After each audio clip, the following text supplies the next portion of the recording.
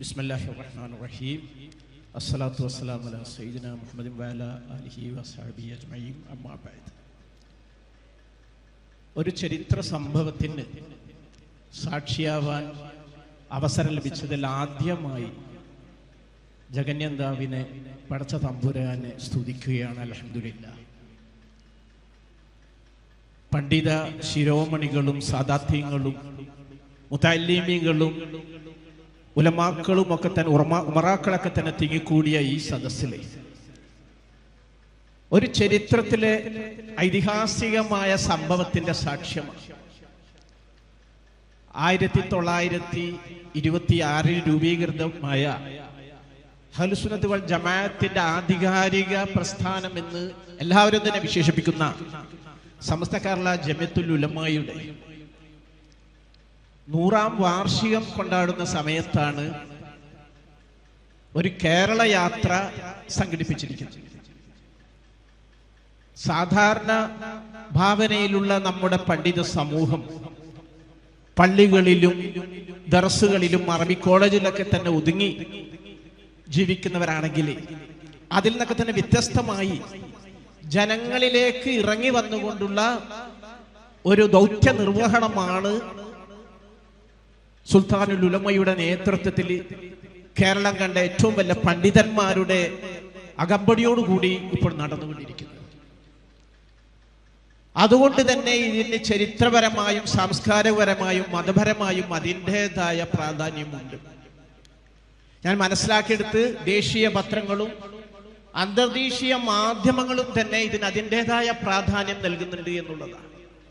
പക്ഷെ ഇന്ന് രാവിലെ എന്നെ നിരാശനാക്കിയത് നമ്മൾ ഇവിടെ ഇത്തരം കാര്യങ്ങൾക്ക് തന്നെ വലിയ പ്രാധാന്യം കൊടുക്കുന്നു എന്നൊക്കെ പറയുന്ന മുസ്ലിം മാനേജ്മെന്റിലുള്ള 1-2 പത്രങ്ങൾ ഒരു പ്രാധാന്യവും കൊടുത്തില്ല എന്നുള്ളത്.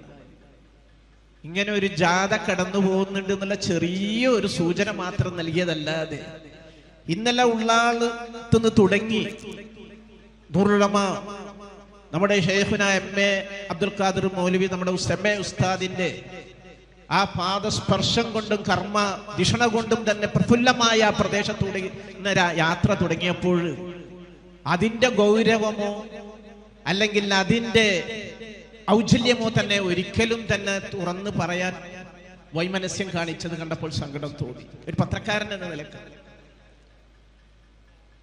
ഇതൊരു വലിയൊരു സംഭവമാണെന്ന് പറയാൻ കാരണം ഞാൻ ഇവിടെ അലി അബ്ദുല്ലാ സാഹിബിനോട് ഒരു കാര്യം ഉണർത്തുകയുണ്ടായി, സൂചിപ്പിക്കുകയുണ്ടായി.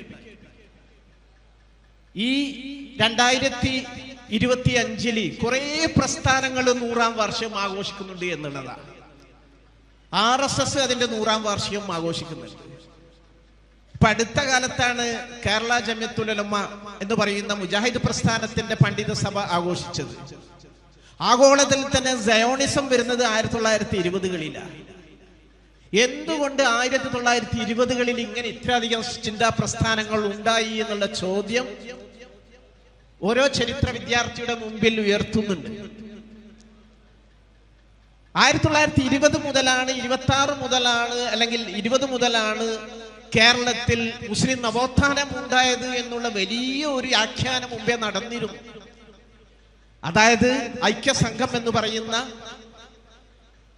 മുജാഹിദ് പ്രസ്ഥാനത്തിന്റെ ആദ്യ രൂപം വന്നതോടുകൂടിയാണ് കേരളത്തിൽ നവോത്ഥാനം ഉണ്ടാകുന്നത് എന്നും ഈ സമസ്ത കേരള ജമിയത്തുൽ ഉലമ അതിന്റെ ഒരു റെസ്പോൺസീവ് ഒരു പ്രതികരണ പ്രസ്ഥാനം മാത്രമാണെന്നുള്ള ഒരു ഭാഷ്യം ഉണ്ടായിരുന്നു. അതിനെ ആദ്യമായി ചോദ്യം ചെയ്യണമെന്ന് ഞാനാണ് നമ്മുടെ സുന്നി സഹോദരന്മാരോട് ആവശ്യപ്പെട്ടത്. 1920 മുതൽക്കൊന്നല്ല സുന്നി പ്രസ്ഥാനം ഇവിടെ ഉണ്ടാവുന്നത്. യഥാർത്ഥത്തിൽ എന്റെ മുൻ പ്രാസംഗികൻ സൂചിപ്പിച്ചതുപോലെ ഇസ്ലാം കേരളത്തിൽ എത്തിയ അന്നു മുതൽക്ക് തന്നെ ഇവിടെ സുന്നി സരണിയാണ് ഇവിടെ ആധിപത്യം സ്ഥാപിച്ചത്. സൈനുദ്ദീൻ മക്തൂം രണ്ടാമന്റെ 15ാം നൂറ്റാണ്ടിൽ അവരുടെ കാലഘട്ടമാണ് ഒരു ഉമ്മത്ത് എന്ന നിലക്ക് കേരള സമൂഹത്തെ ഒരുമിച്ച് നിർത്തിയും കൊണ്ട് ഒരു സുന്നി സരണിയുടെ ഏറ്റവും വികാസപരമായ ഒരു വിജ്ഞാന മേഖല തുറന്നു വെക്കുന്നത് സൂചിപ്പിക്കുകയുണ്ടായി. അതായത് തുഅഫത്തുൽ മുജാഹിദീൻ എന്ന് പറയുന്ന സൈനുദ്ദീൻ മഖ്ദൂം രണ്ടാമന്റെ ആ മഹത്തായ ഗ്രന്ഥമുണ്ടല്ലോ, ആ ഗ്രന്ഥം നൽകിയ പ്രകാശമുണ്ടല്ലോ, ഇന്നും തന്നെ അത് എല്ലായിടത്തും തന്നെ പ്രചരിക്കുന്നുണ്ടെന്ന് മാത്രമല്ല, ലോക സമൂഹം ഇസ്ലാമിനെ കുറിച്ച് പഠിച്ചത് പലപ്പോഴും തന്നെ ആ ഗ്രന്ഥത്തിൽ കൂടിയാണ്. നിരവധി ഭാഷകളിലേക്ക് പരിഭാഷപ്പെടുത്തിയ ആ ഗ്രന്ഥം എന്തായിരുന്നു 16-ാം നൂറ്റാണ്ടിൽ 15-16 നൂറ്റാണ്ടിൽ കേരള സമൂഹം എന്ന് പഠിപ്പിച്ചു കൊടുക്കുന്നുണ്ട്. മനുഷ്യരോടൊപ്പം എന്നുള്ള വാക്ക് മുദ്രാവാക്യം നമ്മൾ മുഴക്കുമ്പോൾ തുഹ്ഫത്തുൽ മുജാഹിദീനെ നമ്മൾ സാക്ഷി നിർത്തേണ്ടതുണ്ട്. അതിന്റെ അർത്ഥം അറിയാലോ, trophy for the Victers, വിജയികൾക്കുള്ള ട്രോഫിയാണത്, സമ്മാനമാണത് Tuhfatul മുജാഹിദീൻ. യഥാർത്ഥത്തില് കേരളത്തിന്റെ സാമൂഹിക അവസ്ഥയെ, അന്ന് നിലനിന്ന സാമ്പത്തിക സാംസ്കാരിക അവസ്ഥയെ അട്ടിമറിക്കാൻ വേണ്ടി പോർച്ചുഗീസുകാർ പറങ്കുകൾ വന്നപ്പോൾ അതിനെതിരെ പോരാൻ വേണ്ടി ജനങ്ങളെ സജ്ജമാക്കുന്ന ആ ഗ്രന്ഥം യഥാർത്ഥത്തിൽ ലോകത്തിന്റെ പല ഭാഗങ്ങളിലും അന്ന് തന്നെ എത്തപ്പെട്ടിരുന്നു എന്നുള്ളതാണ് സത്യം. ആ ഗ്രന്ഥത്തിന്റെ ചുവട് പിടിച്ചുകൊണ്ട് നിരവധി ഗ്രന്ഥങ്ങൾ കേരളത്തിലുണ്ടായി. ഉമർ ഖാലി എന്നൊക്കെ പറയുന്ന സുന്നി സരണിയിലെ ഉജ്ജ്വലനായ പോരാളി, മഹാത്മാഗാന്ധി നിസ്സഹകരണ പ്രസ്ഥാനം പ്രഖ്യാപിക്കുന്നതിന് 100 വർഷം മുമ്പ് ബ്രിട്ടീഷുകാരോട് നിങ്ങൾക്ക് ഞങ്ങളോട് നികുതി പിരിക്കാൻ എന്താണ് അവകാശമെന്ന് ചോദിച്ച ഒരു ധീരനായ ഖാലിയായിരുന്നു, പണ്ഡിതനായിരുന്നു, ഗവേഷകനായിരുന്നു സംഭവം. അതിനിപ്പോഴാണ് മമ്മൂറൻ തങ്ങന്മാരുടെ ആ ധീരമായ പോരാട്ടത്തിന്റെയും അതുപോലെ തന്നെ നേതൃത്വത്തിന്റെയും കഥ പറയുന്നത്. 1920 ആവുമ്പോഴേക്കും സംഭവിച്ചത് നമ്മൾ കുറച്ചും കൂടി ആഴത്തിൽ പരിശോധിച്ചാൽ, ഒന്നാം ലോകമഹായുദ്ധത്തിന് ശേഷം, മഹായുദ്ധം എന്ന് പറയാൻ പാടില്ല എന്ന ഒന്നാം ലോക യുദ്ധത്തിന് ശേഷം ഉസ്മാനിയ ഖിലാഫത്ത് ഒട്ടമൻ ടർക്കി തകർന്നു. ചരിത്ര വിദ്യാർത്ഥികൾ മനസ്സിലാക്കേണ്ടത് ലോകം കണ്ട ഏറ്റവും വലിയ സാമ്രാജ്യം ഏതെന്ന് ചോദിച്ചാൽ ഉസ്മാനിയ ഖിലാഫത്താണ്. നമ്മൾ പലപ്പോഴും തന്നെ തെറ്റിദ്ധരിക്കാറുണ്ട് സൂര്യൻ അസ്തമിക്കാത്ത ബ്രിട്ടീഷ് സാമ്രാജ്യമാണെന്ന്. ഒരിക്കലുമല്ല. അങ്ങ് കോൺസ്റ്റാന്റിനോപ്പിൾ മുതൽ, ചെച്ചിനിയ മുതൽ, അർമീനിയ മുതൽ ഇങ്ങ് ഈജിപ്റ്റ് വരെ പരന്നു കിടക്കുന്ന ലോകം കണ്ട ഏറ്റവും വലിയ സാമ്രാജ്യം ഉസ്മാനിയ സാമ്രാജ്യമാണ്. അതിന്റെ തകർച്ച സൃഷ്ടിച്ച ആഘാതങ്ങളാണ് യഥാർത്ഥത്തിൽ ചിന്താപരമായ കുറെ കാലുഷ്യങ്ങൾ ഉണ്ടാക്കിയതും മതപരമായ കുറെ പുനർവിചിന്തനങ്ങൾ ഉണ്ടാക്കിയതും നേരത്തെ പറഞ്ഞ പുതിയ പുതിയ ആശയങ്ങൾ രംഗത്തേക്ക് വരികയും ചെയ്യും. ഇവിടെ കേരളത്തിലാണെങ്കിൽ 1921 കാർഷിക സമരം, മലബാർ കലാപം എന്നൊക്കെ പറയുന്ന ആ ജനകീയ വിപ്ലവം, ആ ജനകീയ വിപ്ലവം വലിയ പ്രശ്നങ്ങൾ ഉണ്ടാക്കി, ചിന്തിക്കാൻ വേണ്ടി വക നൽകി. ഈ ഒരു ഘട്ടത്തിലാണ് കേരളത്തിൽ അന്നത്തെ ഉൽപ്പതിഷ്ണുക്കളായ വക്കം മൗലവിയുടെയും അതുപോലെ തന്നെ മുഹമ്മദ് അബ്ദുറഹ്മാൻ സാഹിബിന്റെയും പോലെയുള്ള നേതാക്കന്മാരുടെ നേതൃത്വത്തിൽ ഒരു പ്രസ്ഥാനം തുടങ്ങുന്നത്. അത് കൊടുങ്ങല്ലൂർ തുടങ്ങിയ ഒരു ചെറിയൊരു പ്രസ്ഥാനമാണ്. പക്ഷെ ആ പ്രസ്ഥാനം യഥാർത്ഥത്തിൽ അതുവരെ മുസ്ലിങ്ങൾ പിന്നിട്ടു പോയ അനുസന്ധ ജമാഅത്തിന്റെ മാർഗത്തിൽ നിന്ന് വ്യതിചരിക്കുന്നു എന്ന് കേട്ടപ്പോഴാണ് യഥാർത്ഥത്തിൽ ഈ സമസ്ത കേരള ജമിയത്തുൽ ഉലമ എന്ന് പറയുന്ന ആധികാരിക പണ്ഡിത സംഘടന നിലവിൽ വരുന്നത്.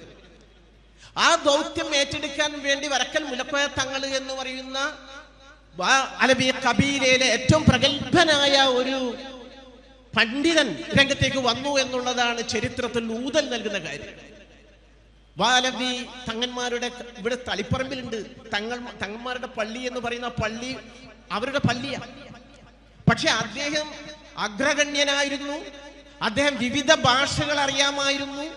ഇന്ന് എനിക്ക് മനസ്സിലാക്കാൻ സാധിച്ചത് അന്നത്തെ ബ്രിട്ടീഷ് കളക്ടറായിരുന്ന ലോഗൻസ് മാനുവൽ മലബാർ മാനുവൽ എഴുതിയ ലോഗൻസിന് കേരളത്തിലെ മുസ്ലിങ്ങളെ കുറിച്ചുള്ള എല്ലാ വിവരങ്ങളും നൽകിയത് തങ്ങളായിരുന്നു, വരക്കൽ മുലക്കോയ തങ്ങളായിരുന്നു. വിവിധ രാജ്യങ്ങളിലെ ഡെവലപ്മെന്റിനെ കുറിച്ച് അദ്ദേഹത്തിന് നന്നായിട്ട് അറിയാമായിരുന്നു. ആ ഡെവലപ്മെന്റ് എന്താണ് എന്ന് ആ കാലഘട്ടത്തിലെ ലോക മുസ്ലിങ്ങളുടെ ചലനം, ഒന്നുമില്ലെങ്കിൽ ഈജിപ്തിലെ ചലനങ്ങൾ നോക്കിയാൽ മനസ്സിലാക്കാൻ സാധിക്കും സംഭവം. ജമാലുദ്ദീൻ അഫ്ഗാനിയുടെ നേതൃത്വത്തിൽ ഒരു സംഭവിക്കുക. ഇസ്ലാമിനെ പരിഷ്കരിക്കേണ്ടതുണ്ട്, ഇതുമായിട്ട് മുന്നോട്ട് പോകാൻ പറ്റില്ല എന്നുള്ളൊരു തോന്നലുണ്ടായി.